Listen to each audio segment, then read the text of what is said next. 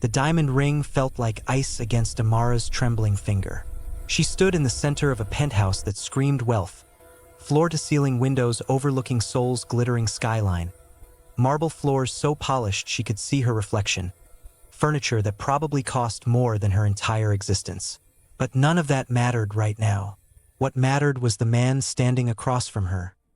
His expression carved from stone. His dark eyes unreadable. "Remember," Kang Jun-hyuk said, his voice cold enough to frost the glass between them and the city below. "This marriage is a contract. Nothing more.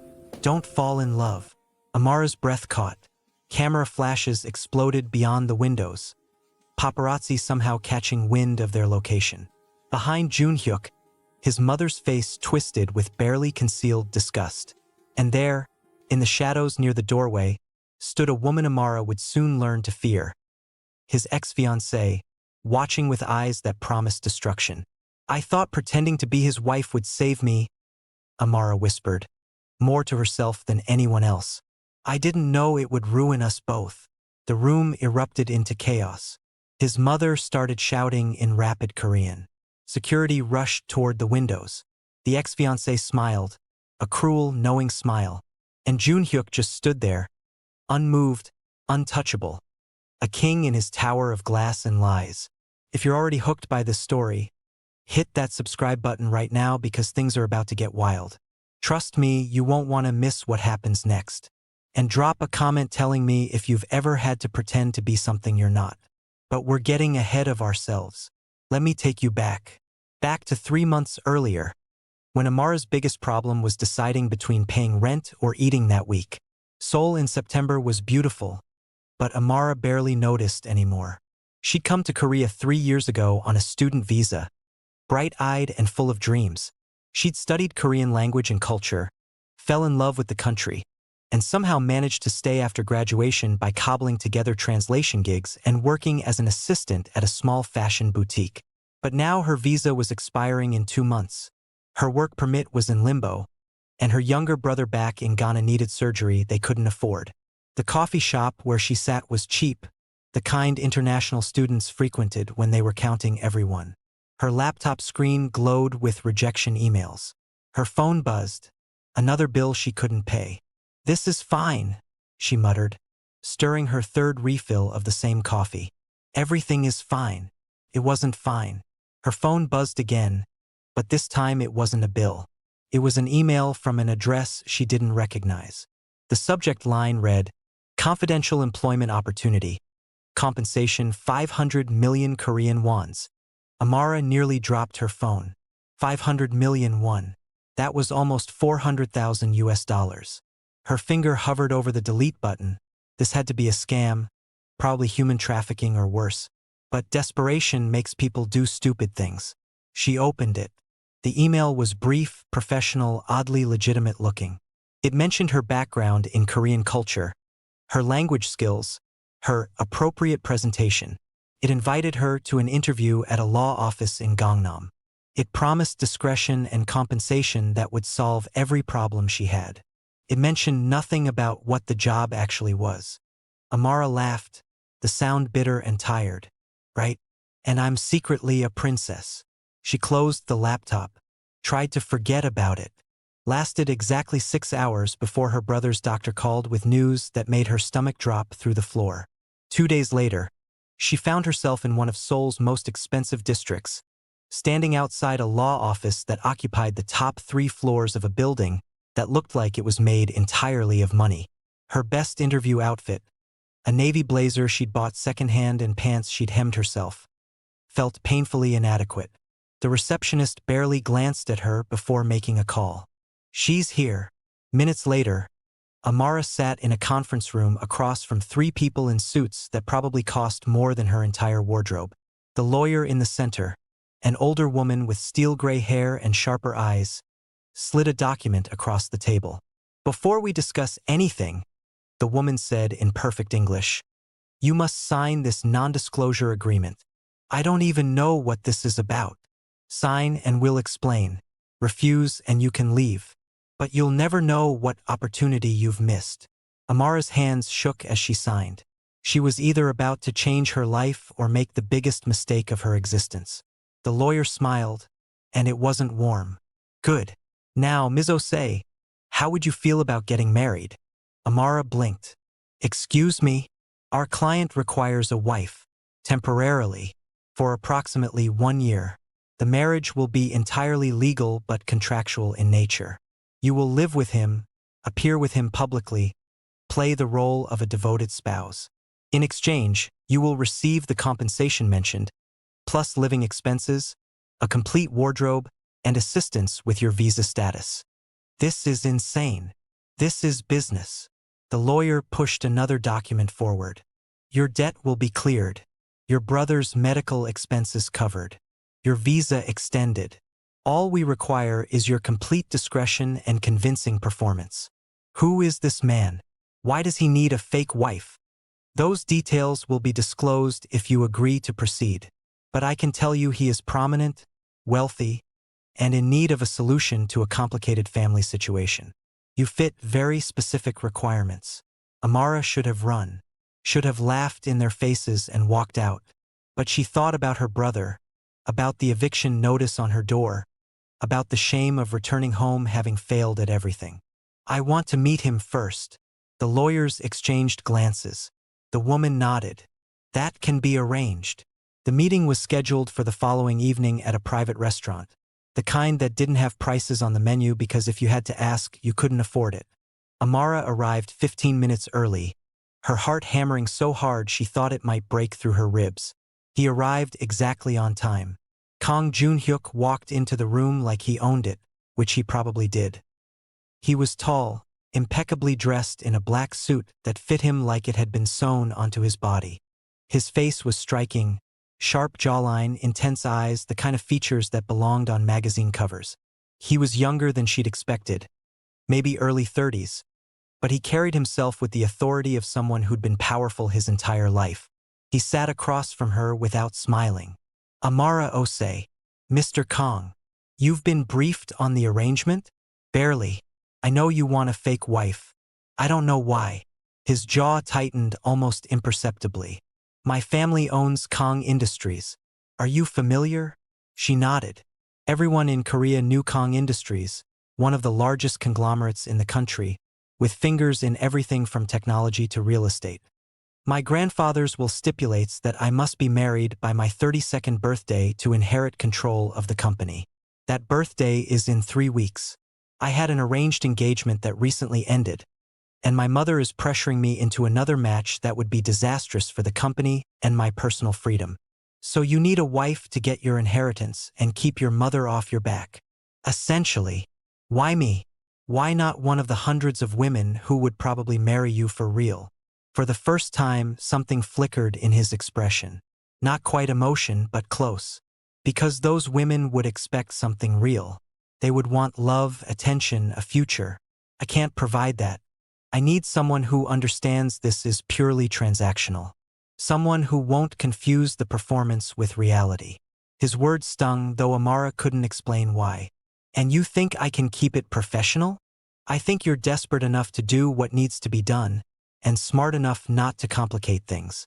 He leaned forward slightly. I've reviewed your background. You're educated, well-spoken, and you understand Korean culture. You need money and security. I need a temporary wife. This is a business arrangement that benefits us both. Amara met his gaze, seeing nothing warm there, nothing human. Just cold calculation. What are the rules? We live together in my penthouse. We appear together at necessary social functions. We maintain the appearance of a legitimate marriage to my family, the media, and the business world. Physical affection will be limited to what's necessary for appearances. No actual intimacy. No emotional attachment. After 1 year, we divorce quietly. You receive your full compensation and we never contact each other again. And if someone finds out it's fake, they won't. My lawyers are very good at what they do. He pulled out his phone, typed something, and showed her the screen. This is what I'm offering. The number made her dizzy. More money than she'd ever imagined having. Enough to save her brother, clear her debts, start over completely. I need time to think. You have 24 hours. After that, I'll find someone else. He stood, buttoning his jacket. One more thing, Ms. Osei. This arrangement requires complete commitment. Half measures will fail. If you can't pretend to love me convincingly, don't waste either of our time. He left without another word, leaving Amara alone with a decision that would change everything. She signed the contract the next day. The transformation began immediately. A team descended on her tiny apartment like a hurricane of efficiency. They packed her meager belongings, measured her for clothes, scheduled appointments with stylists and etiquette coaches. Within 48 hours, Amara moved into Junhyuk's penthouse, a space so enormous and pristine it felt like a museum rather than a home. "Your room is down this hall," he said on that first day, his tone businesslike. "Mine is on the opposite side. We'll maintain separate spaces. The staff will handle meals and housekeeping. My assistant will coordinate your schedule. Do we ever actually spend time together? When necessary for appearances. Otherwise, we live separate lives under one roof." He handed her a phone, new, expensive. "This is for communication. My number is programmed in. Use it only for matters related to our arrangement." "This is insane. This is the agreement you signed." He turned to leave, then paused. "The wedding is in 1 week. Small, private ceremony. Just family and essential witnesses. Can you be ready? Do I have a choice?" "No." The week passed in a blur of preparation. Amara met with stylists who transformed her natural hair into elegant styles, who taught her how to wear the designer clothes that now filled a closet bigger than her old apartment. She practiced walking in heels that cost more than her monthly rent used to be. She memorized details about Junhyuk's life, his company, his family. She met his mother 2 days before the wedding. Mrs. Kong arrived at the penthouse with the energy of a gathering storm. She was elegant, cold, and radiating disapproval from the moment she saw Amara. "This is her," Mrs. Kong said in Korean, not even addressing Amara directly. "Mother, please speak English. Amara is fluent in Korean, but let's be courteous." "Courteous?" Mrs. Kang's laugh was sharp. "You want me to be courteous to this situation you've created?" Amara straightened her spine. "Mrs. Kong, I understand this is sudden." "Sudden? My son is marrying a complete stranger, a foreigner, days before his birthday, and I'm supposed to accept this. You're supposed to respect my choice," Junhyuk said, his voice dropping to a dangerous quiet. "We've discussed this. We've discussed nothing. You informed me you were getting married, refused to explain why your engagement to G1 ended, and now you parade this woman in front of me expecting you to maintain appearances. Yes, that's all I ask." Mrs. Kang's eyes narrowed as she studied Amara with undisguised hostility. "Where is your family from?" "Ghana, ma'am." "And your family approves of this marriage?" Amara hesitated. She'd told her family she'd met someone, that things were moving quickly. She hadn't mentioned the contract, the money, the complete fabrication of it all. "They're happy if I'm happy." "How convenient." Mrs. Kong turned to her son. "I won't pretend to support this, but I won't publicly oppose it either. For the company's sake, I'll play along with whatever this is. But don't expect me to welcome her into this family." She left, her heels clicking against the marble like gunshots. Amara exhaled shakily. That went well. That was her being restrained. Junhyuk poured himself a drink from the bar, his first show of any emotion. "You'll need to develop a thicker skin." "I have thick skin. I just didn't expect to be treated like I'm contaminating your family line by existing. My mother is traditional. She'll come around eventually." "Will she?" He didn't answer, which was answer enough. The wedding was sterile, efficient, devoid of joy. They stood in a private room at City Hall with a handful of witnesses, including his mother who looked like she was attending a funeral, and exchanged vows that meant nothing. When the officiant said Junhyuk could kiss his bride, he leaned in and pressed his lips to hers for exactly 3 seconds, enough to satisfy protocol, not a moment longer. "Congratulations," he whispered against her mouth. "You're now Mrs. Kong." The name felt like chains. The public announcement came the next day. Jun Hyuk's company released a statement about his marriage, including a single photo from the ceremony. Amara in an elegant white dress, Jun Hyuk in his suit, both smiling at the camera with perfectly practiced warmth that existed nowhere else. The media exploded. Within hours, Amara's face was everywhere. The headlines ranged from curious to cruel. Mystery woman captures Korea's most eligible bachelor. Kang Jun Hyuk's surprise marriage. Who is the foreign woman who won his heart? Don't read the comments. Jun Hyuk advised that evening as they sat in his home office for a scheduled debriefing with his PR team. Too late. Amara scrolled through her phone, her stomach churning. The racism was immediate and vicious. Questions about her motives, her background, whether she was a gold digger or something worse. "Turn it off," he said, his voice sharp. "That's not part of your job description." "What is my job description exactly?" "Smile pretty and pretend you're not disgusted by me." His eyes flashed. "I'm not disgusted by you. Could have fooled me. You barely look at me. You avoid touching me unless absolutely necessary. You act like I'm furniture that happens to talk. Because that's the arrangement. Professional distance. That's what we agreed to, right?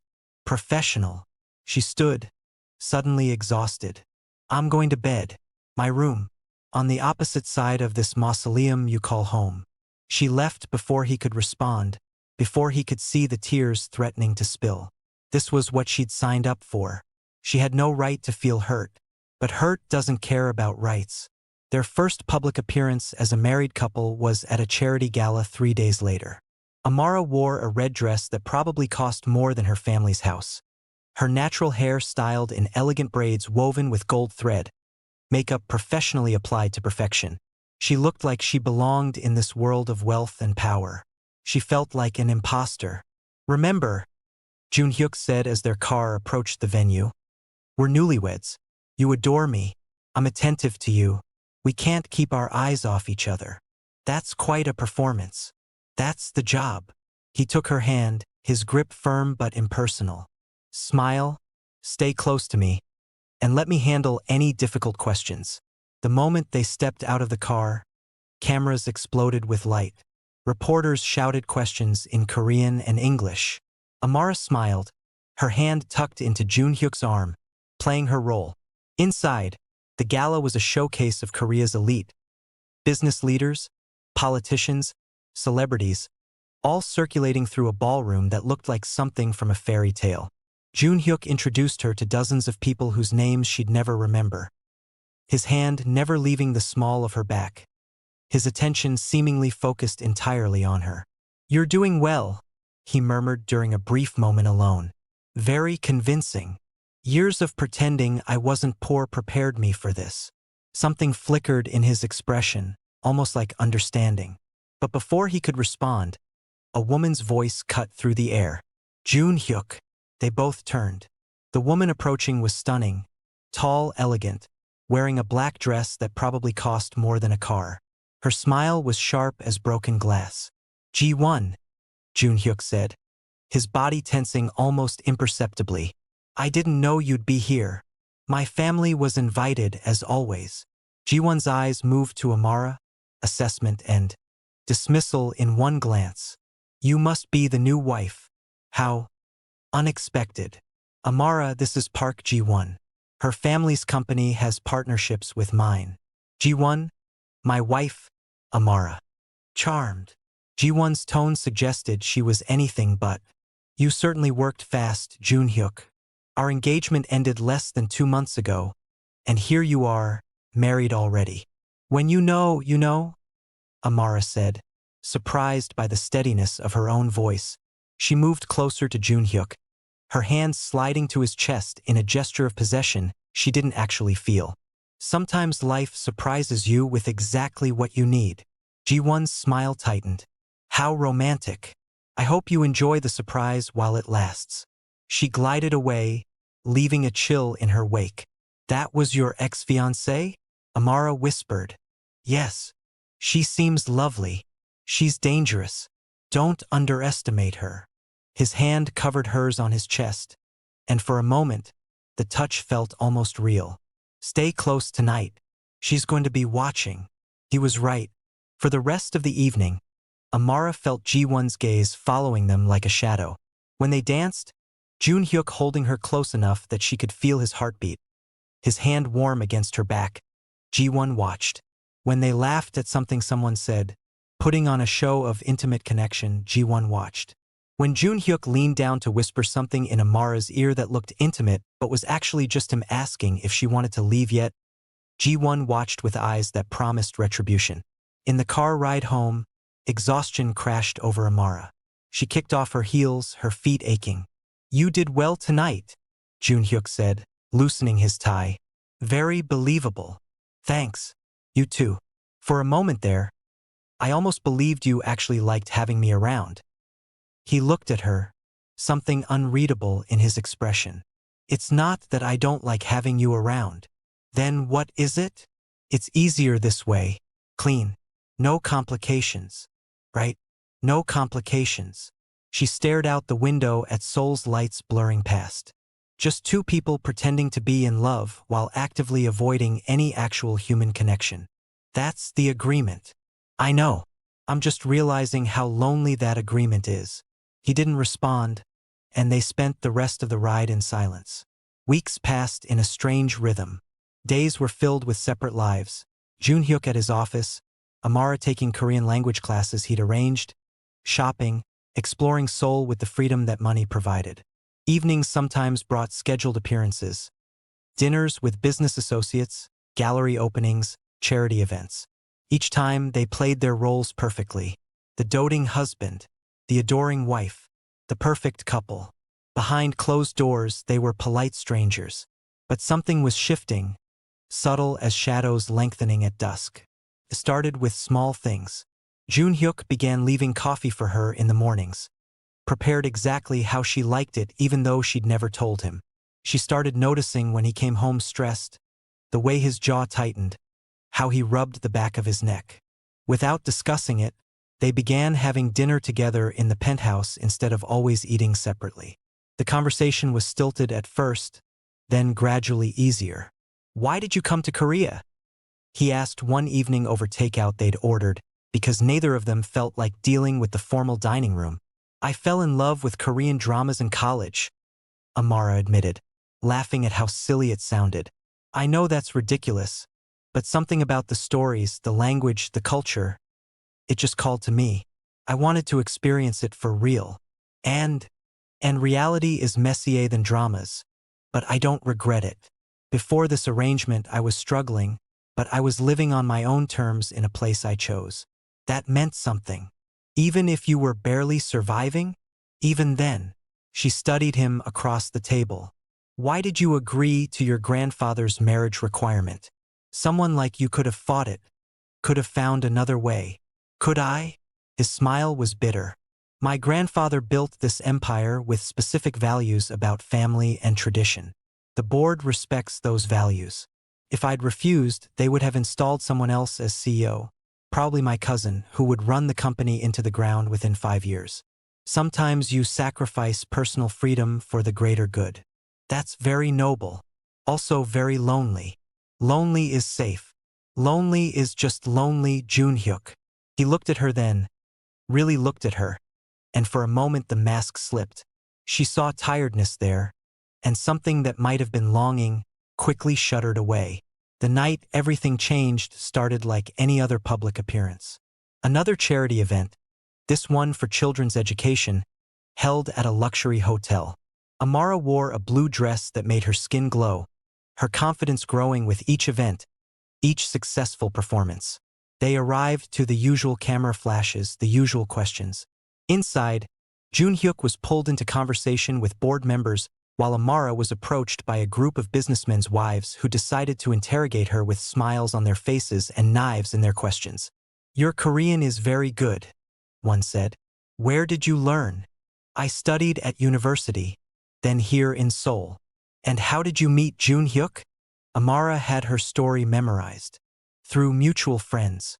We connected immediately." How fortunate. Some might say suspiciously fortunate, given the timing of his inheritance requirements. The temperature of the conversation dropped 20 degrees. Amara kept her smile fixed. I suppose some people see suspicion everywhere. We see love. Love. The woman's laugh was like ice cracking. How wonderfully romantic. Across the room, Junhyuk caught her eye. Even from a distance, he must have sensed something wrong because he excused himself from his conversation and headed her way. Ladies, he said smoothly, his arms sliding around Amara's waist in a gesture that had become familiar. I hope you're not monopolizing my beautiful wife all evening. We were just getting to know her, one of the women said. She's quite interesting. She is. His hands spread across Amara's hip, warm through the thin fabric of her dress. If you'll excuse us, I promised her a dance. He led her to the dance floor where other couples swayed to a live orchestra. As he pulled her into his arms, Amara felt something shift. The way he held her was different tonight, closer, more protective. They were being awful, weren't they? He murmured. I handled it. I know you did. I saw. His hand moved slightly on her back, the touch sending unexpected warmth through her. You're stronger than I gave you credit for. I've had to be strong my entire life. Wealthy people didn't invent cruelty. No, but we've certainly perfected it. He met her eyes, and the distance that usually lived there had diminished. For what it's worth, I'm sorry they're making this harder for you. It's part of the job, right? Right? But he said it quietly, almost sadly. As they danced, Amara became aware of everything about him. The warmth of his body, the way he smelled like expensive cologne and something uniquely him, the strength in his arms, the way he moved with unconscious grace.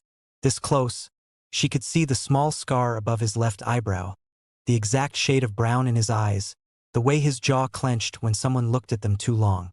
People are staring, she whispered. Let them stare. Let them see a man who can't take his eyes off his wife. You're very good at this. So are you. But something in his voice made her wonder if he was still acting.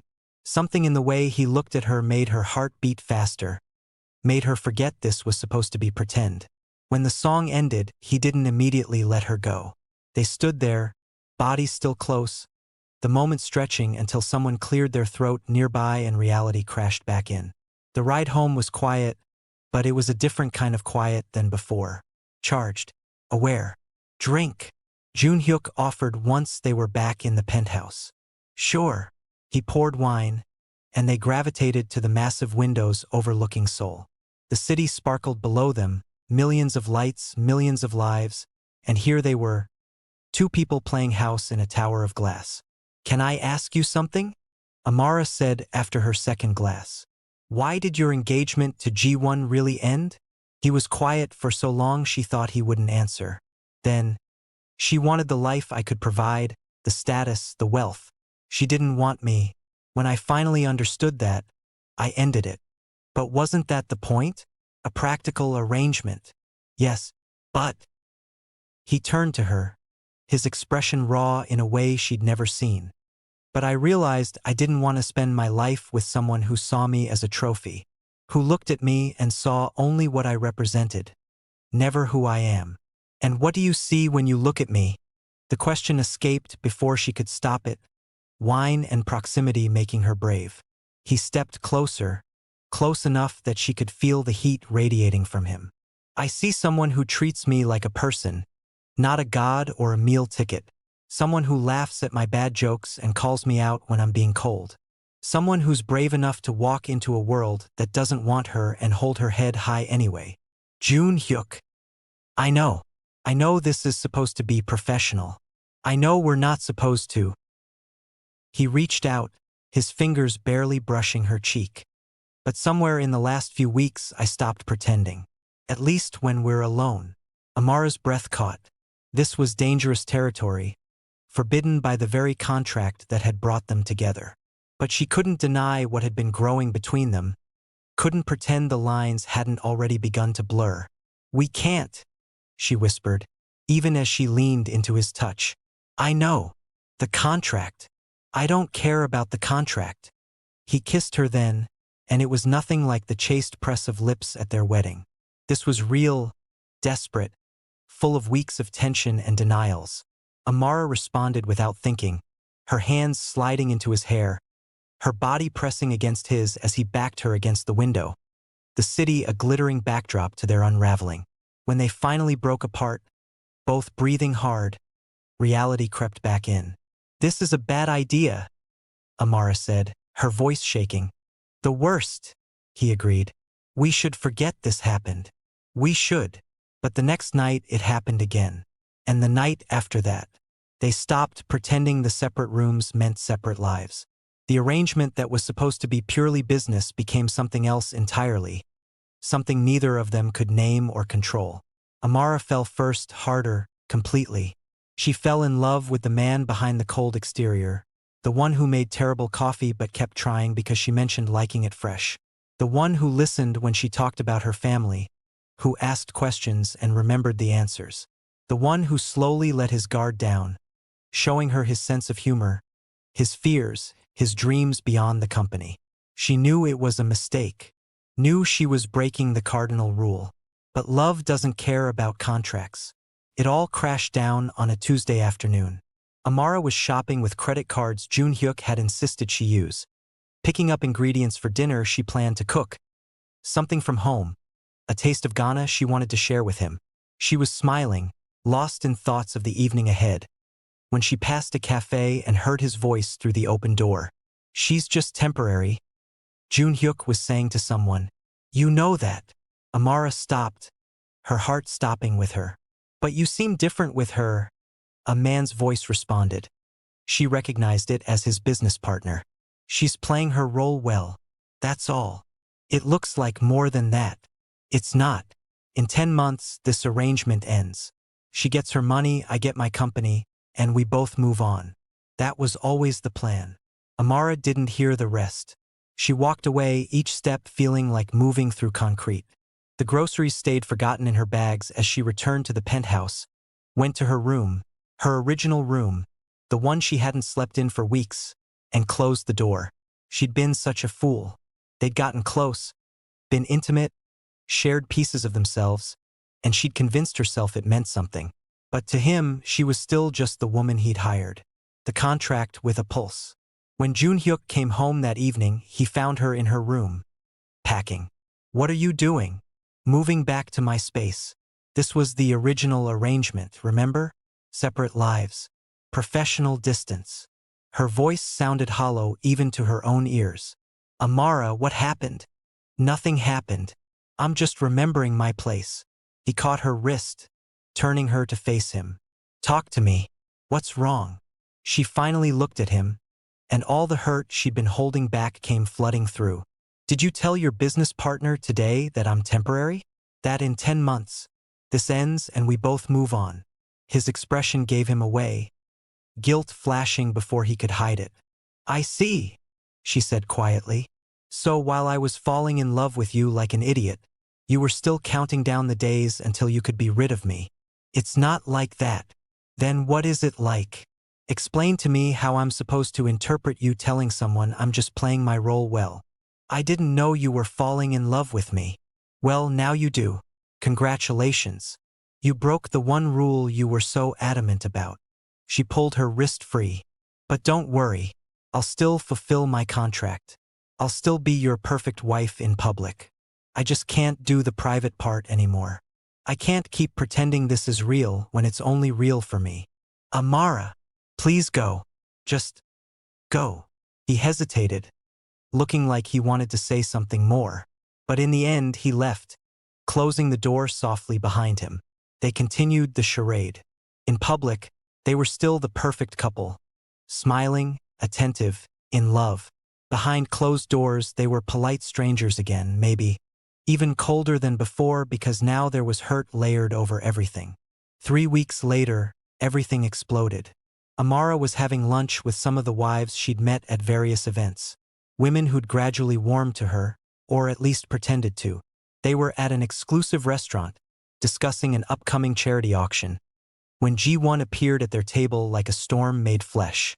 "Ladies, how wonderful to see you," Ji-won said, her smile venomous. "And Amara, still playing the devoted wife." "Ji-won," Amara said carefully, "this is a private lunch." "Oh, I won't stay long." I just thought you and your friends might be interested in something I've discovered. She pulled out her phone, tapping the screen. See, I've been curious about this whirlwind romance of yours. Seemed so convenient. So I did some digging. Amara's blood ran cold. Imagine my surprise when I found emails between Junhyuk's lawyers and you, discussing compensation, contract terms, the duration of your marriage arrangement. Ji-won's voice carried through the restaurant, heads turning. Seems the fairy tale isn't quite what it appears. Seems you were hired, bought, paid for. Tell me, what's the going rate for a fake wife these days? The table erupted in gasps. Phones appeared, already recording. Amara sat frozen, her worst nightmare unfolding in real time. The contract was very clear, Ji-won continued. 1 year of marriage in exchange for 500 million won. Rather good money for playing pretend, don't you think? That's enough, Amara said, standing on shaking legs. Whatever grudge you have against Junhyuk, I'm not. This isn't about a grudge. This is about truth. This is about showing everyone that their golden couple is built on lies. Ji-won's eyes glittered with triumph. I've already sent copies to several media outlets. By this evening, everyone will know. The fake marriage, the inheritance scheme, all of it. She swept away, leaving destruction in her wake. Amara ran, out of the restaurant, into the street, her phone already buzzing with calls. She didn't answer. She just walked, trying to breathe, trying to think, failing at both. By the time she made it back to the penthouse, the story had broken everywhere. Her phone wouldn't stop ringing. Reporters, unknown numbers, even people she'd thought were becoming friends. The headlines were vicious. Billionaire's marriage exposed as fraud. Kang Junhyuk's inheritance scheme revealed. Foreign woman paid to play wife. Junhyuk was already there when she arrived, on his phone, his face carved from stone as he barked orders at someone. When he saw her, he ended the call. Amara, don't. She held up her hand, her whole body trembling. Just don't. My legal team is working on damage control. We'll issue a statement. A statement? Ji-won just humiliated me in front of half of Seoul's elite. My face is on every news site with people calling me a gold digger, a con artist, worse. And you want to issue a statement. What do you want me to do? For the first time, his composure cracked, frustration bleeding through. I'm trying to fix this. You can't fix this. This is what happens when you build a life on lies. Her voice broke. I knew this was a bad idea. I knew it from the start, but I was desperate and stupid and I thought I could handle it. I thought I could keep it professional. But then you had to. She stopped, unable to finish. Had to what? You made me think it was real. The words tore out of her. You kissed me, you held me, you looked at me like I mattered. You made me fall in love with you. And then I find out I'm still just a transaction to you. And now everyone knows. Everyone knows I'm the pathetic woman who was paid to pretend. You're not pathetic. Then what am I, Junhyuk? What am I to you? The question hung between them, heavy and unanswerable. Before he could respond, the elevator chimed. His mother stepped out, her expression thunderous. Mother! Do not speak. Mrs. Kang's voice was ice. Do you have any idea what you've done? The board is calling for an emergency meeting. Our stock price has dropped 7% in 3 hours. The media is camped outside headquarters. And all of it, is because of your ridiculous scheme and this woman. Don't blame her for this, Junhyuk said. I'm the one who created the arrangement. And she's the one who agreed to it. She's the one who took the money and played her part and now has made fools of us all. Mrs. Kang turned her fury on Amara. I knew from the moment I saw you that you would bring nothing but shame to this family. I should have stopped this wedding. You're right, Amara said quietly. You should have. I should have never agreed to any of this. Amara, Junhyuk started. No, your mother is right. I don't belong here. I never did. She looked at him, her heart breaking all over again. I'll pack my things. Your lawyers can send me whatever forms I need to sign to make the divorce quick and quiet. You don't have to leave. Yes, I do. We're done, Junhyuk. The contract, the marriage, all of it.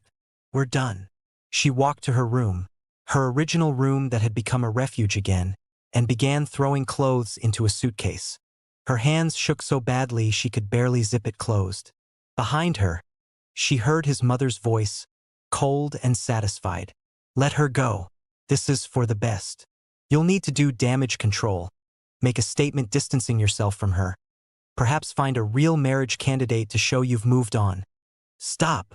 Junhyuk's voice was quiet but sharp as a blade. Just stop. Excuse me? You heard me. Stop telling me what I need to do. Stop trying to control every aspect of my life. Stop treating people like they're disposable pieces in your games. How dare you speak to me? I dare because I'm done. I'm done with the pretending, the arrangements, the cold calculations. You want to know why I created this contract marriage? Because you were pushing me toward G1, who would have been a disaster. Because grandfathers will gave me no choice. Because I felt like I had no control over my own life. Amara stood in the doorway, frozen, listening. But you know what happened? Junhyuk continued, his voice raw. I fell in love with her, with Amara. Not because she was convenient or appropriate or good for the company image. Because she's kind and strong and real. Because she looks at me and sees a person, not a bank account. Because for the first time in my life, I felt like I could breathe. Mrs. Kang's face was white with shock. You can't be serious. I've never been more serious. Yes, our marriage started as a contract. Yes, I made a terrible mistake. But what developed between us was real, and I was too afraid to admit it. Too afraid to risk losing control, to admit I needed someone. He turned, seeing Amara in the doorway. Too afraid to tell her I love her. Amara's breath caught, tears streaming down her face. You love her. His mother looked like she'd been slapped. This foreign woman who took your money. This woman who saved me from a loveless marriage. This woman who brought light into my cold, controlled existence. This woman I will not let walk out of my life. He crossed to Amara, taking her hands. I know I hurt you. I know I said terrible things. But I was scared. I've spent my whole life being told that emotions are weakness, that love is a liability. I convinced myself what we had was still just the arrangement because admitting the truth meant admitting I'd lost control. Junhyuk. I love you, Amara. Not because of any contract. In spite of it. I love the way you laugh at my terrible jokes. I love how you stand up to people who try to intimidate you. I love that you made me want to be more than just the cold, efficient CEO everyone expects. I love you, and I'm done pretending I don't. This is insane, his mother said. The board will never accept. Then I'll step down. Junhyuk didn't look away from Amara. I'll walk away from the company if that's what it takes. Because I finally understand what matters.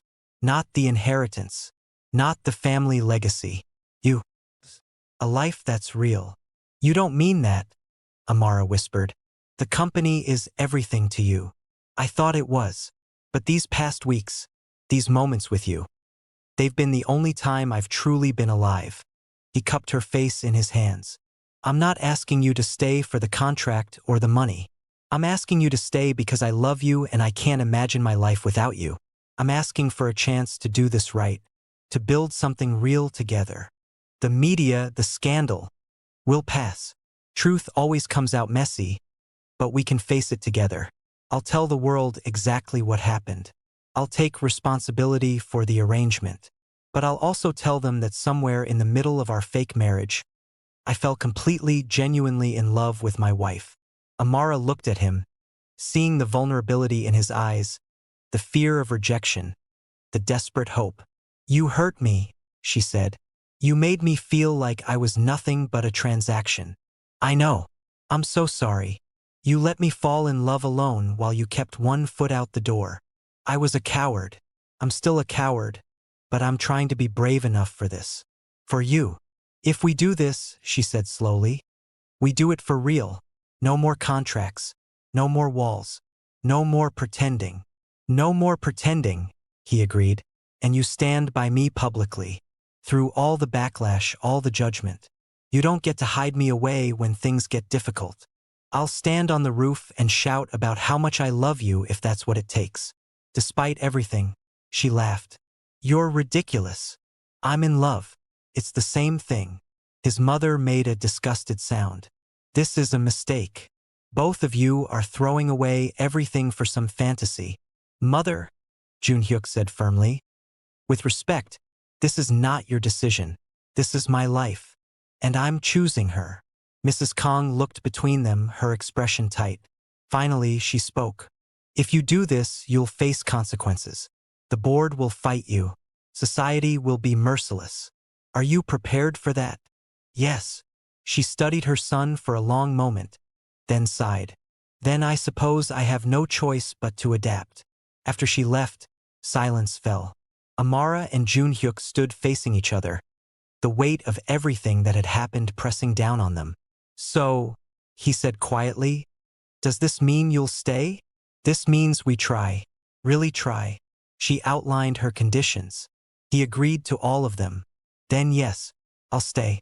Because despite everything, despite the hurt and the chaos and the public humiliation, I love you. God help me. I really love you. He kissed her then, and it felt like a promise. Like a beginning instead of an ending. The next morning, Junhyuk called a press conference. Amara stood beside him, her hand in his, as he faced dozens of reporters. I've asked you here today to address the recent revelations about my marriage, he began. He told the truth. What followed was chaos, backlash, slow healing, and real love. The scandal faded. They built a real life together. On their one-year anniversary, he proposed again. She said yes. 6 months later, Amara stood in front of their bathroom mirror, hands shaking as she stared at the positive pregnancy test. We're going to have a baby, she whispered. They laughed. They cried. They planned a future. Their story started with "Don't fall in love." But the best stories are the ones where you break the rules. Amara was hired to be a fake wife, but she became a real love. And sometimes that's the best kind of ending, the kind that feels like a beginning.